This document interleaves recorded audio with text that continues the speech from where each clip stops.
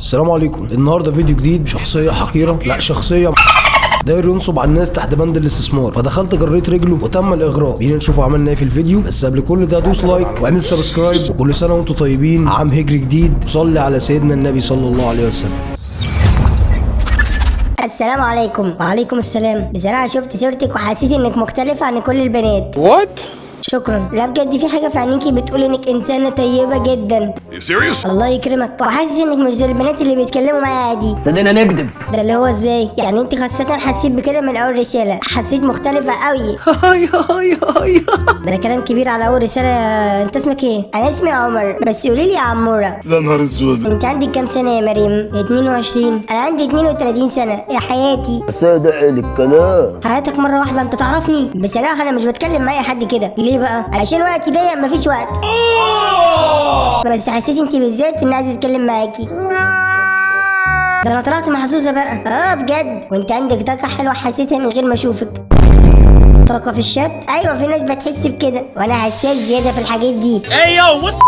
حساس ازاي بالظبط؟ مش فاهمه. يعني بقدر احس بنية الناس من اول كلمتين. What is he doing؟ وانا نيتي ايه دلوقتي؟ نيتك طيبه، احساسك عالي وراقي، ملكه مش اي حد يستحقها. لا حمود بروح امك. عرفت كل ده من كلمتين في شات واكتر من كده. على العموم شكرا على الكلمتين دول. بلاش شكرا، خلينا على تبعتنا كده مع بعض. بتشكريني على ايه بس؟ ارتاحي لي وضميني، فهماني؟ اللي بتقوله دوت مش هينفع يا فندم لا مش فاهمه. مزميش يا فندم، قولي لي يا عمر عادي او عموره بقى. لا خلينا في عمر بس. انت منين؟ بره عنك. انت دمك خفيف قوي بجد. صدق انت عارف. على فكره انا بحكم على الناس بسرعه من اول كلام، ونادرا ما اغلط. يعني انت خبير في الناس. تقدري تقولي كده من خلال عشرتي للناس. انت ما قلتليش يا عمورتي ليه؟ اتكلم يالا عدل يالا. عادي ما اخد عليك. يعني عندك خبره في التعامل، خبره كبيره قوي، وده يخليني فاهم الناس كويس. وفاهمني انا ازاي بقى؟ فاهم انك انسانه بسيطه وقلبك ابيض. ايوه انا قلبي ابيض فعلا. ده بيخليكي متعرضه للناس اللي وحشه يستغلوكي. يا نهار اسود. ده انا على كده محتاج حد يحميني بقى. ممكن بس مش دلوقتي، كلمتين بس بينا. طب احكي لي عنك انت. انا بسيط جدا. يا للروح. بسيط ازاي؟ يعني مش بحب الفخفخه ولا الكلام في الهوا ولا ذرات وبطني فاضيه. انا بحب الكلام الصادق بس. روح البس بامبرز يالا. كويس. وشغال ايه؟ عايزه تعرفي شغلي؟ هنتكلم فيه بعدين. منين يودي على فين؟ ليه بعدين؟ عشان مش عايزه اقول كلمتين بينا يبقوا عن الشغل. عايزين نتعرف كبشر. ليه؟ لأن أنا ده كلام جميل الصراحة. قلتلك أنا مختلف. طب أنت عندك إخوات يا عمر؟ عندي أخت واحدة بس بحبها قوي، بحس بالمسؤولية ناحيتها. كويس. ده بيدل انك شخص مسؤول وطيب وبتحب اهلك. هي اللي علمتني استاذ البنات الحلوين اللي زيك. لا يا راجل. تمام. ربنا يخليها لك، وربنا يخليك انت كمان ليا. انت بتهرج يا حبيبي. شكرا يا عمر. عموره خليها عموره. عمرك شفت كده؟ قلت لك اما اخد عليك. مريم ممكن اسالك سؤال شخصي؟ انت حاسه بالامان مع الناس اللي حواليكي؟ خلي الكاميرا مع حد غير. ايه السؤال ده يا عمر؟ انت بتحس بالقلوب ولا ايه؟ ده سؤال مهم عشان في ناس وحشه بتستغل طيبه البنات اللي زيك يا مريم. يا هلا الحنان ده كله هلا. جت فتره كده ما كنتش حاسه بالامان قوي، بس دلوقتي لا كله تمام ومطمنه. كويس. بس لو حسيت بحاجه غريبه قوليلي. ليه؟ عشان عايزه ابقى موجود ليكي. ما بلاش. بس كصاحب. ماشي يا صاحب. مريم مش انا قلت لك هنتكلم في شغل ده بعدين؟ قلت. دلوقتي اقول لك. هل عندك الجرأة؟ طب ما تقول على طول. ماشي. انا بشتغل في مجال الاستثمار والبيزنس. كويس. وده من امتى؟ من 10 سنين، وبفضل ربنا بقيت عندي خبره كبيره. مال. تمام. بتشتغل فيه بالظبط؟ عندي شركه صغيره وبشارك في مشاريع كبيره. لا يا راجل. يعني ناجح الحمد لله. الحمد لله. بس مش بحب اتكلم في ده كتير. ليه يعني؟ عشان الكلام الكتير ما بيثبتش حاجه، الافعال هي اللي بتتكلم. يا راجل. وانا قلت لك انا راجل صادق. كلام مظبوط. وانا نوعيتي بشتغل بهدوء من غير ما حد يعرف عني حاجه. يعني مع نفسك بعيد عن الدوشه. اللي عنده فعلا مش محتاج يثبت حاجه لحد. صباح الفل. عنده فعلا ازاي؟ وانت عندك ايه؟ عندي علاقات كتير وخبره اكتر. يعني ايه؟ العلاقات والخبره دي بتعملي بيهم ايه؟ بيفيدوني في البيزنس بتاعي. هي اساسا مفيش علاقات مفيش بيزنس. مش محتاجة حاجة يعني. والعلاقات بتاعتك دي في مجال ايه؟ ولا الناس دي شغالين ايه؟ في كل مكان عندي ناس في البنوك ومحامين ودكاتره وناس في الداخل والخارج. في الخارج عندك علاقات بره مصر؟ بتعامل مع ناس في الخليج واوروبا. وده بيفيدك ازاي؟ بيخليني اعرف فرص الاستثمار الحلوه قبل غيري. الموضوع كبير. يعني عندك معلومات قبل الناس. معلومات ايه؟ انا بيجيلي كل حاجه وانا في مكاني. هاكر. مش معلومات بس. ومش بتشارك المعلومات دي مع حد. بشاركها مع ناس محددين بس ناس واثق فيهم.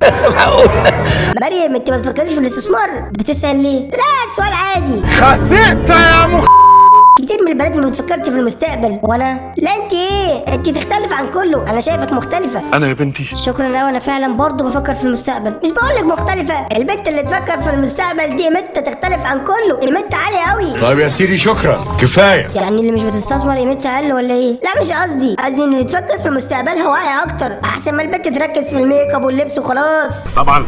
وانت بتستثمر في ايه دلوقتي؟ عندي مشاركه في مشروع عقاري كبير جدا، عقارات، وده بيجيب كويس، بيكسب كويس قوي. السنه اللي فاتت عملت ارقام جامده قوي. بقول لك ايه، انا اترمى عليك حبيبي، مع السلامه. بجد عملت كام مثلا؟ ارقام كبيره قوي. كام يا جلنف؟ اخلصي بقى اخلصي بقى. لسانك وحش خلي بالك. اسفه، كنت ببعت لواحد قريبي جت فيك انت. بتعمل كام؟ مش هقول ارقام، انا بتحسب بسرعه. يا فرحه امك بيك. وعندي مشروع في الخليج بيجيب لي ارقام كتير. يلا يا راجل بلا كدب بقى، بوشك ده كداب كدب الابن. ماشي يا عمر، ربنا يبارك لك. وانت يا مريم كمان ربنا يوفقك في اللي بتعمليه. طيب مريم، انا قلت لك ان عندي ناس في البنوك. انت كداب ابو صلاح. ايوه قلت، يعني لو حد محتاج مساعده في اي حاجه بنكيه بقدر اساعد. يعني عندك واسطه؟ مش واسطه، بس على علاقات بناس كتير، علاقات شخصيه، ممكن يقدموا اي خدمه. يا عم اقعد.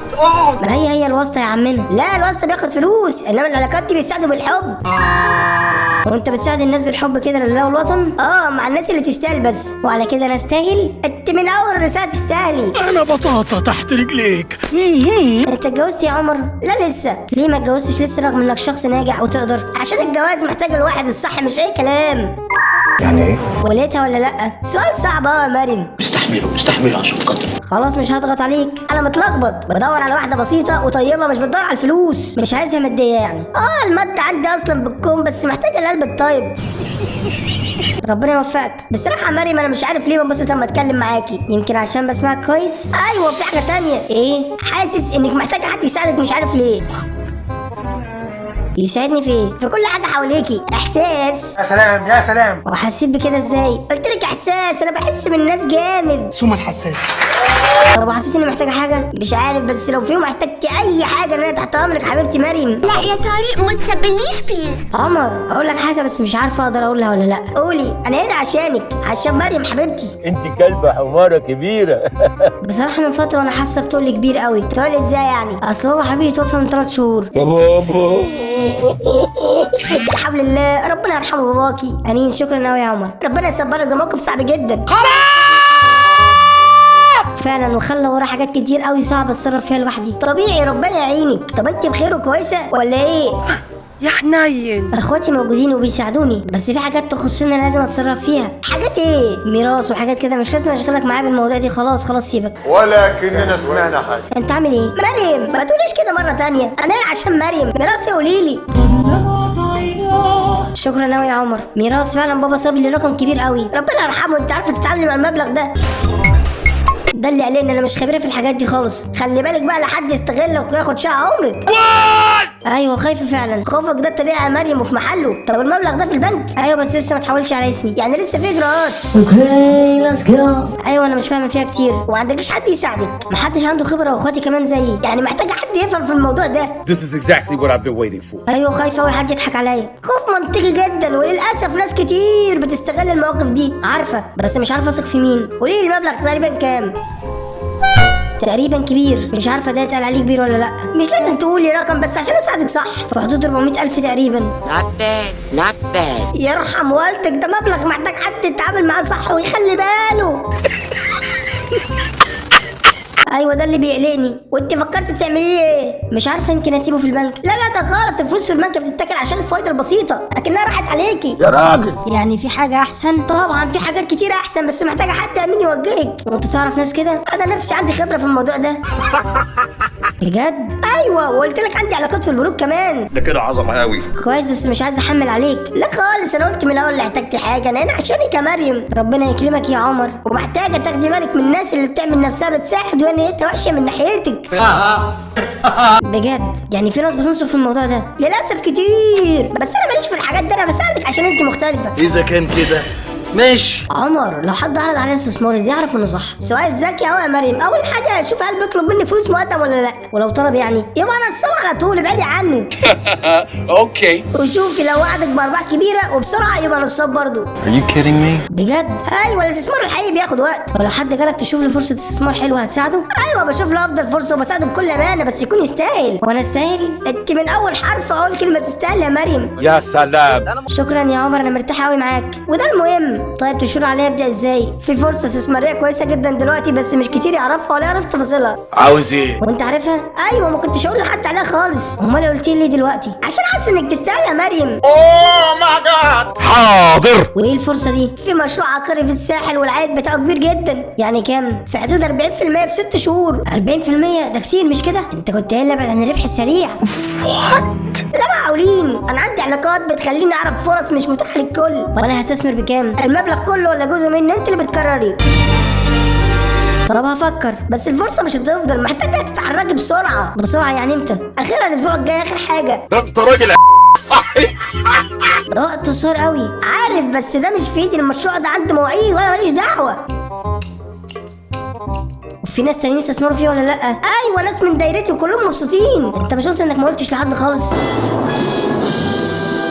للناس اللي قريبين مني بس. يا كداب يا ابن الكدابه. طب ينفع اكلم حد منهم يشرح لي ويطمني اعمل ايه؟ طبعا بس بعد ما تقرري انت الاول. يعني اقرر الاول وبعدين اتاكد؟ المفروض العكس. انت من نوع غريب. لا قصدي يعني خليكي مرتاحه الاول. عمر السؤال بصراحه ايه؟ انت شخصيا هتستفيدي لو انا استثمرت؟ انت ما بتردش ليه؟ وانا استفيد ايه؟ انا بساعدك وخلاص. يا ابني غير بقى. يعني من غير اي مقابل خالص. كفايه عندي سعادتك يا مريم. Are you kidding me؟ انت حقيقي انسان كويس يا عمر. قلتلك انا مش بساعد عشان مصلحه. ربنا يكرمك وانت كمان بس ما تتاخريش على ما تقرري. طب عمر الفلوس دلوقتي متوقفه وفي اجراءات اعمل ايه؟ ليه موقفنا؟ معرفش مش بيدي حاجه بيقولوا لسه في اجراءات.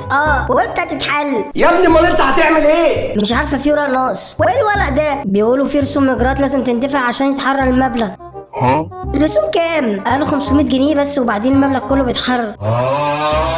500 جنيه بس قصاد 400,000 ولا حاجه؟ اعقلوا كلمه. ايوه بس انا مش عارفه اثق في الكلام ده. ليه يا امي اللي قالك كده؟ ناس من البنك اتصلوا بيا وبعتوا لك اوراق رسميه. هجاوب حضرتك برضو. بعتوا صور على الواتساب. ماشي المبلغ ده اتحول فين بعد الرسوم؟ قالوا لي على حسابك على طول وانت مش قادره تدفع ال 500 جنيه. احنا على عين. قادره بس خايفه يكون نصب. لا مش شكله نصب ده اجراء طبيعي. انت متاكد؟ ايوه وانا عندي خبره في الموضوع ده. يا اخي اسكت اسكت.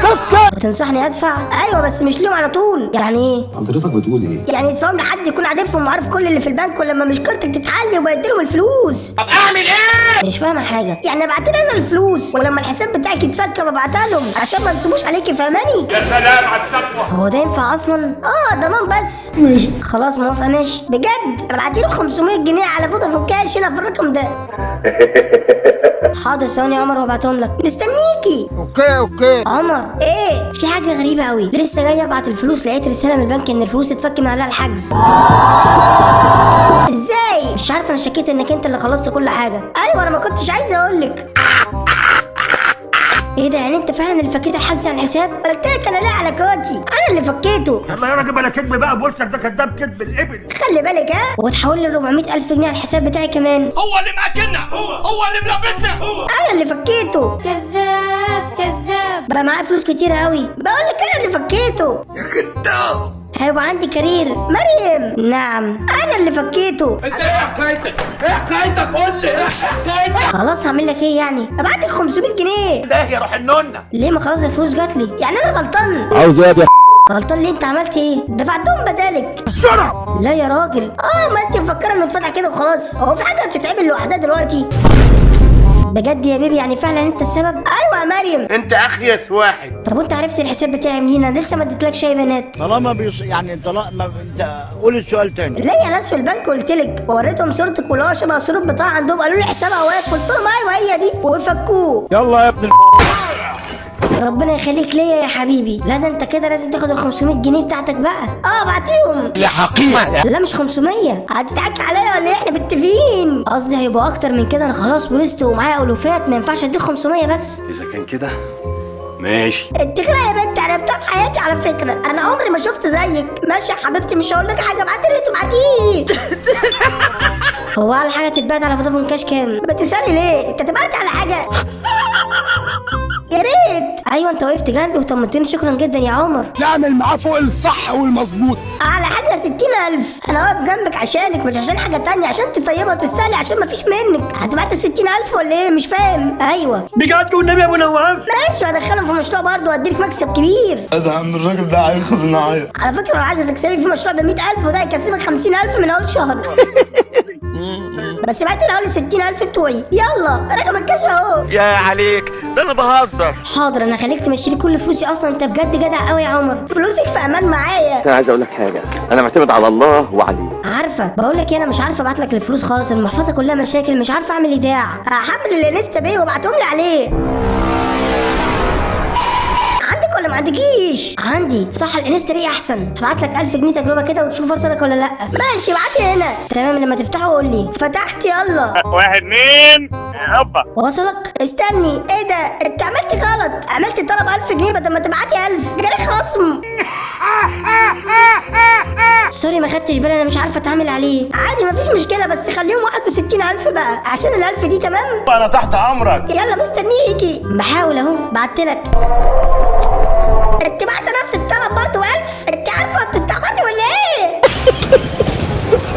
انا ما بتعاملش عليه خالص، بقولك لسه الفلوس واصلالي. انا رفضت الطلب الاخير، ابعتي 61,000. انا عايزك تروق كده وتهدى وما تقرفناش معاك. لا خلاص انا جبت اخري، مش عارفه ولا فاهمه حاجه، خلاص مش مهم. مش مهم ايه؟ في 1000 جنيه يا مريم. انا ماليش دعوه. مش عارفه حتى هبعتها لك ازاي. ايه ده في اوبشن اننا نتبرع. خلاص هتبرع لك بفلوسك ثواني، وكده كده انت اللي هتاخد الثواب، مش عايزه حاجه. ثواني. يا نهار ازرق. هو اللي ثواب؟ مش عايزه انا فلوس تروح في حته. ابعتي ال1000. قسمت لك الفلوس على مستشفيات مصر كلها. ابسط يا عم.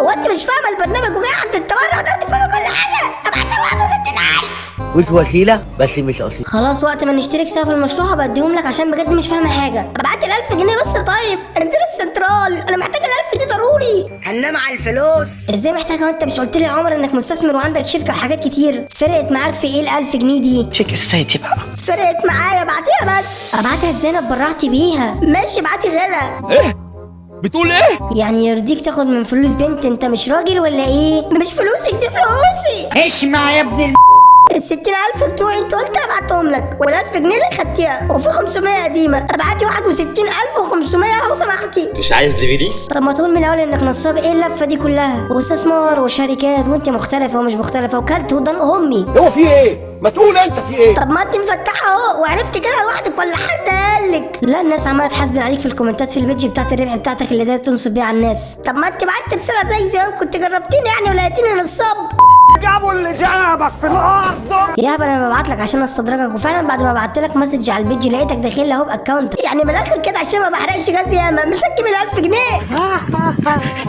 لا خلاص بقى، طلعت رحمه ونور وتم التبرع بيها بنجاح. صح، في خلال يومين هيكون معمول فيك محاضره رسميه ومن ناس كتير اتواصلت معايا انك نصبت عليهم. يلا يا ابن يلا يا ابن انت مش خدت 1000 جنيه؟ عايز ايه تاني؟ محاضر ليه؟ يا عيني ده اتصدم. وكل ما البيتش بتاعتك تكون لسه شغاله المحاضر هتزيد. يلا سلام. اقفل الصفحه. يا اهل البلد. هما اللي بيعملوا محاضر دول تبعك ولا ايه؟ اقفل خلاص. ساب الصفحه. شوف لو حد ليه فلوس ارجعها له، عشان انا مش حامل الكلام ده، ابويا مريض. عينه يعملها ليه؟ تقفل الصفحه اولادي بتاعتك، وكده كده اللي ليه فلوس هياخدها منك لما انت شخصيا تتاخد. بص كل حد هديله فلوسي، بس ما حدش يعمل محاضر ولا يزيني. ده انا غلبان. وانا اقفل الصفحه على طول. مريم يا بنتي جبارة. بطني وجعاني من القلق، لو تعرفي تمشيلي الدنيا دي.